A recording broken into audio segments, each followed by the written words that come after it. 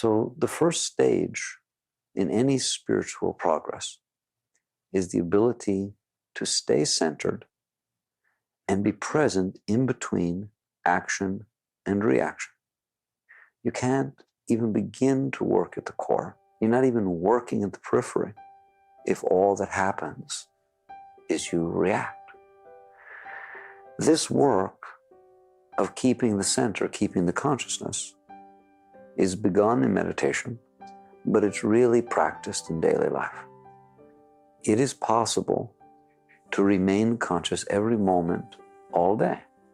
From the time you wake up until the time you go to sleep, do not doubt that it is possible to constantly, effortlessly be aware of what is happening outside of you, what are the reactions that it is hitting and responding inside of you, and you can see what impulses and urges would have driven you to say or do behavior or reaction. But you're perfectly capable of sitting there, breathing, relaxing, and just being aware that this is the dance of creation. Things are happening, people are saying things are going one way or another, and as they come into your world, they cause the change in the energy fields inside of you, which create the tendency. They don't create action. They create the tendency toward action. They cause your thoughts to start to manifest a certain way. They cause your emotions to begin to express a certain way. And normally, they would cause your mouth to move and certain words to come out. They would cause you to walk toward or away. They would run your life. The truth is that if you do this, you go nowhere. You have to understand that reacting to the environment outside of you keeps you in the karmic patterns of the way that you work. There is a reason that certain stimuli cause certain tendencies of reaction. Do not call this natural. That is a misuse of the word natural. Nowadays, when we say it's natural, it spontaneously came up in me, it was what I felt really, somehow we place something holy on that. It's your karmic patterns. If a certain stimuli happens, almost everyone in this room will have a different reaction. There are some, like a lion jumps out or something, we all tend to have the same reaction, all right? But most stimuli that happen during the course of a day, we think that everybody is having the same reaction. You're crazy. It is all dependent upon the past patterns and some scars that you have stored inside of you that determine how your energy will change because of a certain stimuli. It's an extremely personal thing. So don't make it so holy.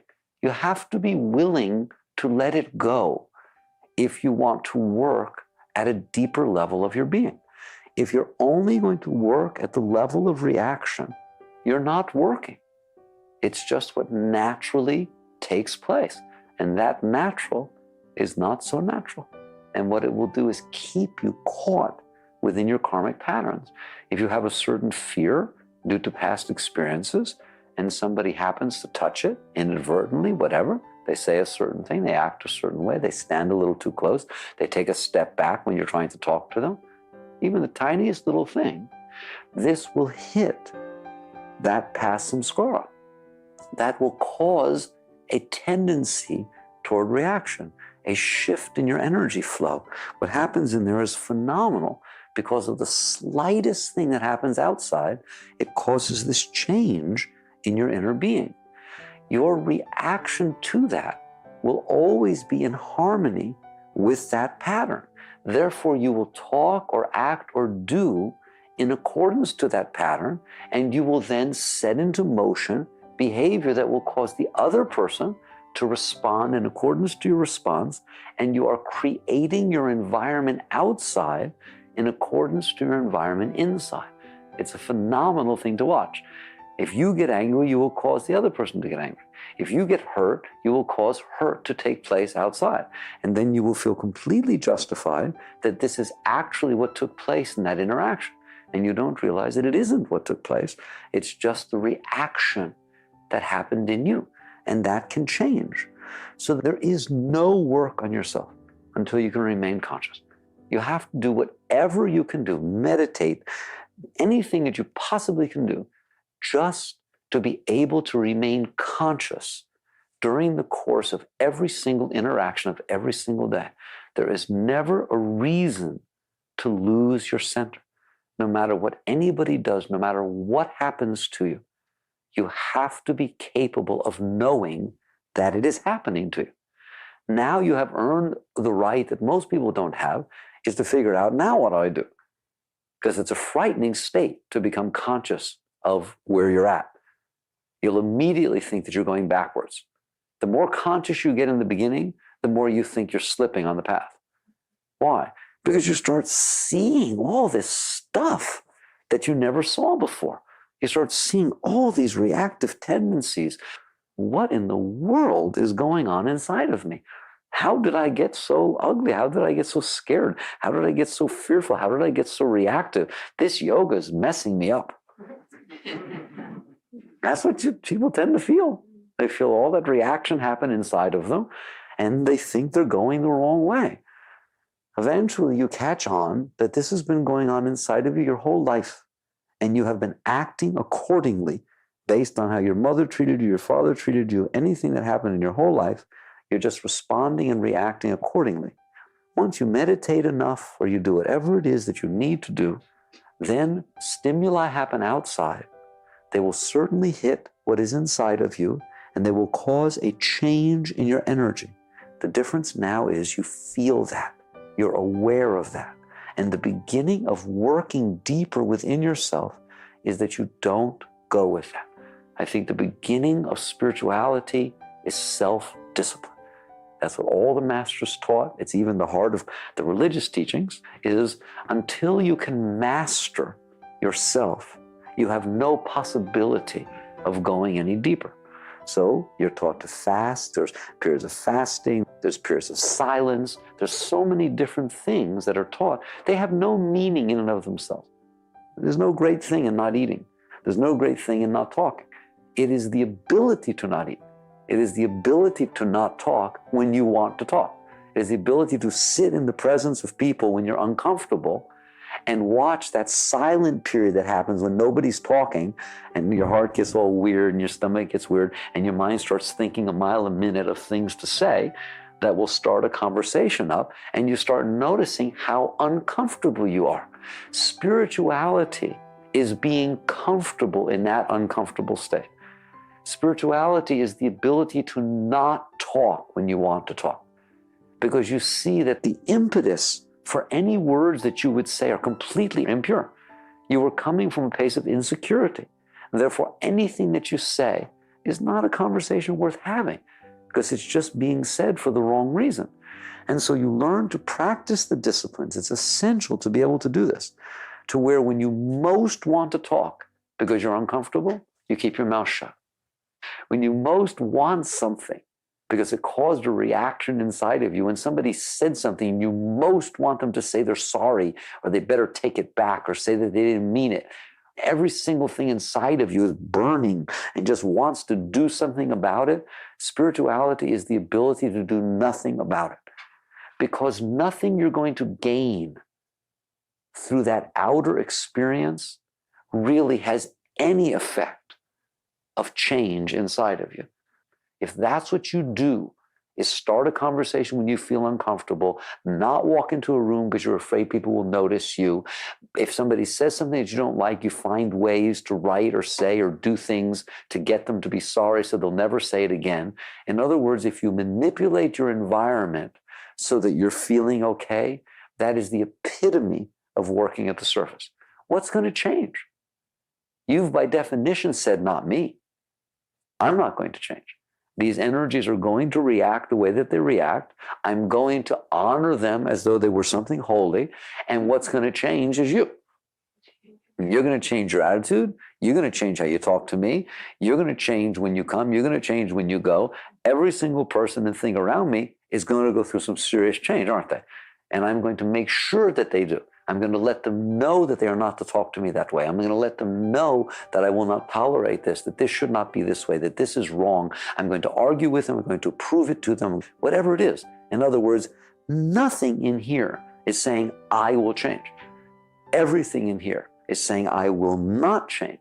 I am fine the way I am. In fact, I'm the highest one around here. Okay? I'm the one who's clear. I have it right. And everything out there is to change. Why? Just get it straight what you're saying, so that I don't have to change, because I am not going to change. That's not even working at the surface, is it? That's called not working. You've decided not to work on yourself. Please look at that. How can personal change take place in that environment? So you attempt to use all of this reactive energy that comes up inside of you to gain control over the people, places, and things outside of you, so that you don't have to change. And what you're doing is reinforcing these energies. Every single time something comes up inside of you, that you feel someone doesn't like you, or that you feel afraid, or you want something, and you respond accordingly to your outer environment, you are saying to these energies, yes, you are right, I agree with you, you are the way I want to be, come up and express yourself and strengthen yourself. And you build habits of energies flowing that way. So all of that is not yoga. When you want to grow, you wake up and you realize growth is about me changing. It is not about me changing my environment. It is about my environment changing me. If I want to change, I have to at least work with these energies that react inside of me. Now you get the first step down. And we've talked about before, I don't think there's any way to take that step inside until you stop putzing with the outside. You have to be willing, like I said, to not eat when you want to eat, to be silent when you want to talk. The stronger the impulses, the more fun it is. And you get tremendously strong within yourself to realize that you're the captain of your own ship. You must take control over these reactive energies that are inside of you. So the first step of working at the deeper parts inside of you is to not go with yourself. Under what situations should you go with yourself? When you decide that you don't want to grow. When you decide you're tired of growing and you want to stay the way you are, and you really want these energies to be disturbing you inside, then give them the right to run your life and dump on somebody. Because that's what you're doing. I can't handle the energy inside of me, and you're going to be sorry that you're anywhere near me. Not to mention that I can blame it on you. That I can in some way, shape, or form say, you made me feel this way. Therefore, these are your energies, not mine, and I'm going to let you know what they feel like. And you sit there and try to dump the energies out.